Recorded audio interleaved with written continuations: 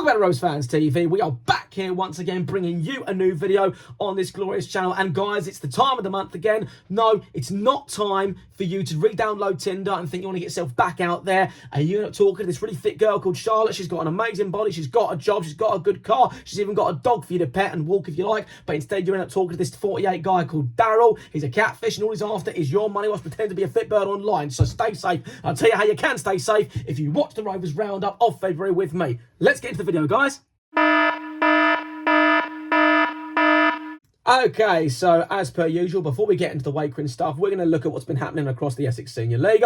Three things I'm going to talk about. Let's start with the drama at the top. Okay, Tower Hamlets basically have had the league in their hands, not because of their position on the table. They're currently ranked third. I think they've actually gone down to fourth now. But they basically have got quite a few games in hand. And if they won all those games, then they'd be top of the table above Little Oakley. But they did lose yesterday. They lost 2-1 to Ilford. And though they still need to lose another game to have much impact, I think it's a turn in the tide. You know, the fact is that no team is completely unbeatable. There's no invincible team in this league. Everyone loses at some point. But when someone's got games in hand against you, you are begging for them to lose at some point. And, you know, maybe we could get around him for Ilford, you know, for, you know, helping us do a job yesterday. So good on them. What else has been happening? Buckhurst are pushing for the playoffs. They started off in about the mid-table mark. They didn't have a good start of the season. They lost and drew a couple of games, but they've been on this amazing run. Anyone who watched my Buckhurst vlog last week will know just how much of a tough team they are. They're pretty much Wakering's biggest tough test since 2026. So it's definitely been interesting to see. Do I think they'll go all the way and stay in the playoffs? Yeah, I actually do. I think they could knock Ilford, Saffron Walden quite easily out of it. I mean, I'd say watch out Barking if you got to play them as well. They're a really tough group of people, and what they're doing with their management team, definitely got to take their hats off to. So well done Buckhurst, and keep up the great work. They're still unbeaten. And of course I'm going to talk about the issue that has been going on. It's the only issue you can ever talk about when describing February, but games being called off. Okay, yes, it happens. The wet weather is never on our side. Pitches become difficult to play on, but there is a line. Okay, there is a line where you cross it and it becomes a big problem. I'm referring to Benfleet and Harwich and Parkston. If you look at the table, most teams have played 27, 28 games. These two teams have played 24. Why, might you ask? Because their games kept getting called off at their home grounds. Now, it's frustrating for many people. It's frustrating for the fans because we travel. It's frustrating for the players because they have to work around family and work commitments. It's frustrating for the managers because they train during the week preparing for that game, and the game is called off and rescheduled. And the problem is we've got a backlog of games that we know we're going to have to play, and that's why April becomes one of the most stressful months, not just because it's the most business end part of the season, but also because you're going to play the most games. I mean, in March, Wakering have got 7 games on their own. I dread to think how many games we are going to be playing in April. Yes, it means, you know, it's a busy month and I'm seeing a lot of football, but out of everything, you just want grounds to sort themselves out. Now, I have come up with a theory, okay? I've got 4 possible outcomes of what I personally would like to happen. Because of the amount of games that Harwich and Benfleet have had called off, here are 4 things that I would expect to happen. Number 1 is fines or points deduction. You know, if they can't create a pitch that is sustainable or suitable, then they need to be penalised in some kind of way, especially when it's been a reoccurring theme. Like we've tried to play Harwich and Parkston on 3 separate occasions, and they've all been called off. For me, points deduction or fines need to be put into place because it's just getting stupid now. We're travelling, we're making plans, and the fact is that we are not playing that game. A lot of the time, we've just said, can we just play at any point? Some of us want to swap it to a Saturday just so they've at least got time for the earth to dry out. So that's the first point. Games conceded is my second option. So if they can't field the game, they can't put the ground out to be a suitable state, then they've got to concede the 3 points to the opposing team. Yes, it'll be frustrating for them, but at the same point, you know, it's frustrating for us. We travel, we make plans to get to these grounds, and if they're not being well maintained, then, you know, you concede the game and you don't get the 3 points. The other team does. Third point is if the team's ground was then swapped around. So what I mean by that is, for example, we are meant to play Harwich, okay? third time of being postponed. Though we've already played them at home back in, it was actually July, they were the first game we played them on.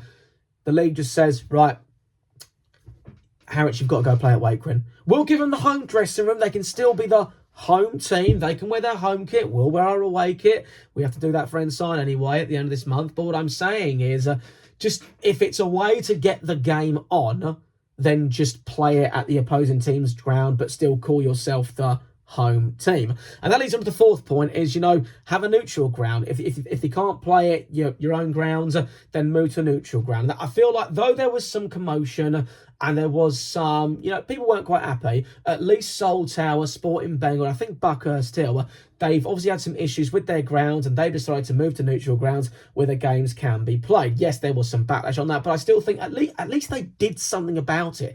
Harwich and Parkston and Benfleet are not doing anything about this, which is frustrating for everyone. It means they're 4 games behind, which means the league's then got to reschedule 4 more games for those 2 teams to play against their opposition, and that then messes up the whole system of everyone else in the league. So, I mean, I've given you 4 solutions to that one. Get your comments and let me know what you think about it. Which one would you prefer? Or if you've got another solution, put it in the comments. So that pretty much concludes the Essex Senior news from this month. Of course, it's going to be a much busier March. It'll always be a busy April in the lead up to the end. But of course, we're done with that. Let's now talk about the Wakering stuff, shall we? Okay, Great Wakering Rovers. Look, it's not going to come to any surprise, and this part will be quite short, but we only played 2 games. We were meant to play 5, but we only played 2. The other ones got called off. We beat Romford 4-0 very comfortably. Yes, there's been debate saying, that we only won that game because of the red card, but it doesn't matter. It's about player discipline. If those players on the opposition can't contain themselves and they lash out, or if they commit tackles that the referee deems to be foul play, then they're going to get sent off. And, we scored 4 beautiful goals in that game. Credit to Liv and Finn for their amazing work during my absence because I was on holiday. But, very comfortable win for us. Romford are obviously battling relegation at this point. They're not in the relegation places yet, but, they're getting close to that drop. The other game we had was actually, for me, it was Wakering's biggest test so far. We hosted Buckhurst Hill.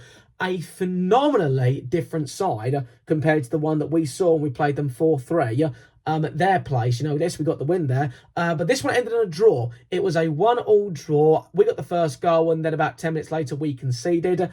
It was a tough game, and that's full credit to Buckhurst Hill. I do think they will stay in the playoffs. I think they've got a good chance of going up. It's almost like, I think I looked at the table, though Woodford won the other day, I feel like Woodford and Buckhurst have kind of swapped their positions in the slightest. Though Woodford I still think could make the playoffs as well. I've got no doubt in that. It's very strange, but also very competitive that this league's been. I thought it was just going to be the top 5, but a lot of people are really clawing to get their way in to those playoff spots. We saw Saffron Walden beat Hackney Wick 8-2 the other day, and then I think that they lost to Buckhurst still 4-1. So I think that those kind of teams, it's really difficult to predict how they're going to play, but more importantly, how they're going to cope throughout the rest of the season. So overall, 4 points out of 6. It's positive. We're still undefeated, and the fans are still happy, cheering Marcus and the team's name. What's not to love? But speaking of the main man, the legend himself that is Marcus Bowers, let's hear what Marcus has to say about this month. You know what time it is now? It's time for Marcus Media.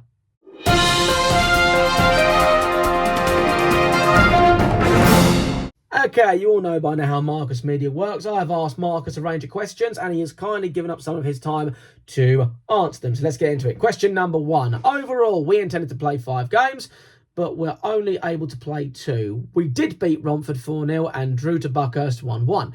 What were your thoughts on those performances? This is what Marcus had to say. In the 4-0 win over Romford, I felt that we was good on the day. Unfortunate not to be leading at half-time, but I felt we dominated the game. They had a couple of chances, but they received a red card just before half-time. Once we got that first goal, I knew we had the skill to go on and score more, and which is why it resulted in a 4 goals scored, 4-0. Tough one against Buckhurst Hill, which we knew was going to be a tough match. Maybe we'll look back at this later in the season and say it was a point well earned. But during the game, I was getting a bit frustrated because I felt we had done enough to nick it, but that's football. They are on an incredible run, as well. And if you can't always win it, then it's best not to lose it. So overall, 4 points out of 6 is decent. Yeah, it is. I spoke to Big Z after the Buckhurst match, and I just said, look, that's not just the best Buckhurst team this year. That's the best Buckhurst team you've ever fielded for this game. So I think that I personally saw it as a point well earned. I clapped the team off. I said, look, boys, that was a tough game, but everyone worked their socks off out there. There is no denying that. No member of that team was lazy. No one was losing the ball on purpose. No one was making any silly passes. That was just a really good team to play against, and I feel like we matched them. So I took the point as it was, and I think that everyone else did too. No one I spoke to was upset. No one felt like, oh, I can't believe we drew against Buckhurst. You know, everyone clapped them off and cheered their names, and we move on to the next one, which will actually be on Tuesday to Sporting Bengal at home. Make sure you're there if you're free. But overall, yeah, 4-0 comfortable against Romford, and a point well earned. So 4 out of 6. What's not to love? Thanks very much, Marcus.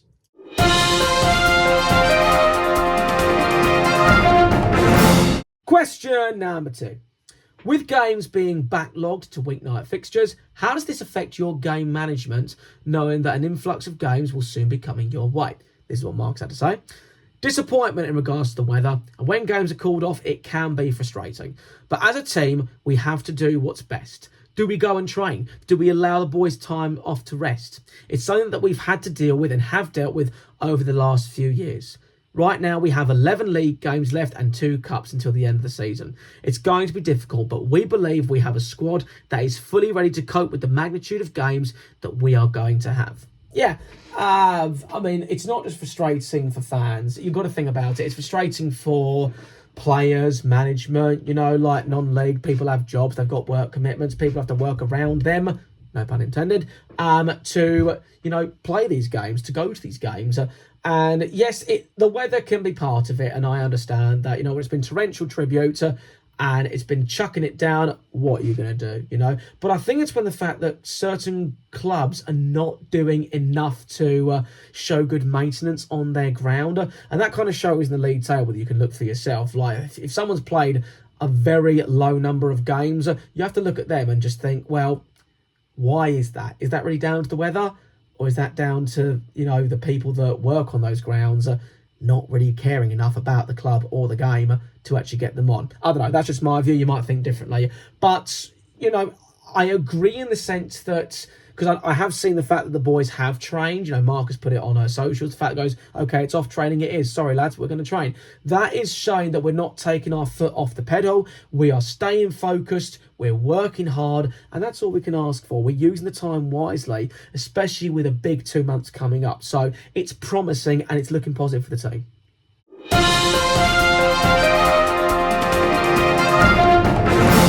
Question number 3. We have a cup final coming our way on the 24th of March at Colchester United, where we'll play Billericay Town in the Essex Senior Cup. How are you feeling about it, and what would it mean to you and the players to potentially win in front of a packed out stand of Wakering supporters?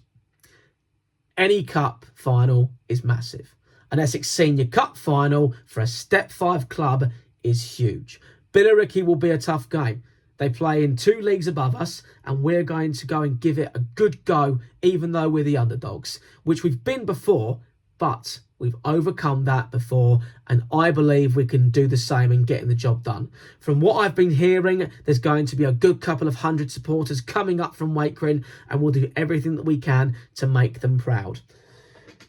What I'm trying to predict is, will Billericay put out their first team, or will they put out the reserves? You've got to look at it from 2 angles. Who would you want? Obviously, you know, the reserves, easier players to play against, but at the same point, they're rested. They're not going to play as much. But at the same point, you want Billericay's first team, so that way, you know, you're getting that first team opponent experience. And if you beat the first team, you can openly say, we beat Billericay Town. Anyone who would have seen my Chelmsford City vlog will remember. You might not have heard it too clearly, but there was a guy that walked past me and Lou at the end of the 3-0 defeat, and his words were, good thing we're shit. Basically trying to imply the fact that that wasn't the full Chelsea City team. There's still people debating it to this very day that that was not the Chelsea City team. They literally had 9 of their first team players on the pitch, so I don't know what they're talking about. But if we won, it would be nice to know that we beat the proper Billericay Town, and I hope that they would respect us enough to put out their first team. Hashtag did, and we beat their first team, and it felt amazing that we beat another high league level team. So everyone's looking forward to it. If you haven't bought tickets yet, make sure that you do. I got my tickets already. I'm raring to go. Lou's bought his tickets. I think Finn's bought his tickets as well. Steve's got his tickets. And there's an influx of the Wakering Army. It's going to be going over to Colchester, a great ground, and we're going to dominate, because we've got an amazing voice. As a United fans, I'm hoping that Lou is allowed his drum into the ground. But even if not, we're still going to make loads of noise anyway. And it's an occasion that it doesn't happen that often. Step 5 club going into this kind of cup final. We're going to enjoy every experience that we can. So come on, boys.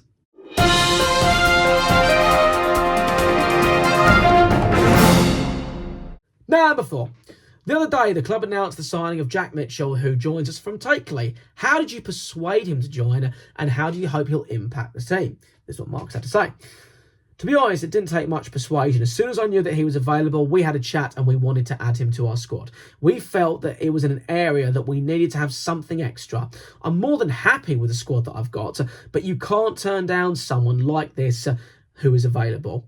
He's a proven goal scorer and Takeley's top scorer throughout last year. He knows exactly where the back of the net is, and he makes it a very competitive squad when everyone's fit, and it leaves me with a headache sometimes trying to find the starting 11 and the full 16 to get us on the day.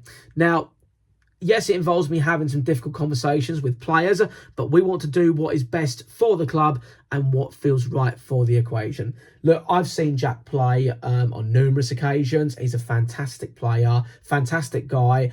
The proof's in the pudding. He scores goals, okay? And what do you need in football? You need to score goals. So I feel that even though we've got a squad that everyone at Wakering would be absolutely buzzing about, everyone gets along, it's great chemistry, it's great play together, I don't think you can ever stop improving. And that's a bit that I'll stand by. You can't stop improving, because if you stay where you are, then people are going to surpass you. So I'm looking forward to seeing what Jack does. Hopefully we'll see him in action on Tuesday. We're at home to Sporting Bengal.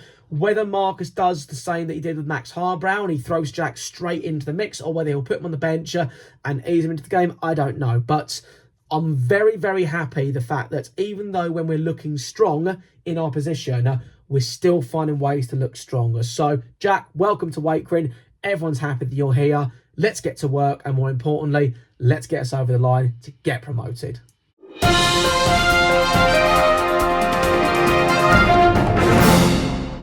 Number 5. Any messages you want to give to the fans? Marcus has said, continue to stick with us as you have. We'll continue to do everything we can to get results and strive to meet our objectives for the season. It's going to be difficult. We are going to need you over these next couple of months more than ever.